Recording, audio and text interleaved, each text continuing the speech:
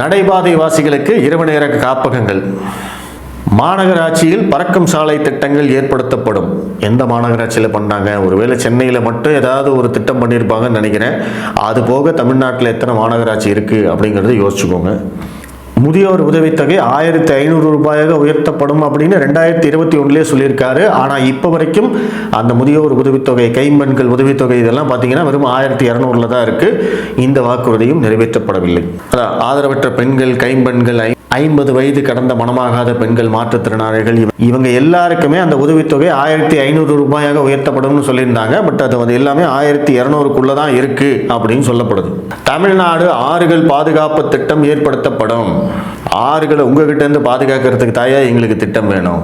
ஊடகத்துறையினர் நலம் காக்க தனி ஆணையம் அமைக்கப்படும். அதை ஆணையமே இல்லாம நீங்க அவங்க நலம் காக்குறீங்க, அவங்க உங்க நலம் காக்குறாங்க. இதுக்கு வேற தனியா வேற ஆணையம் வேணுமா?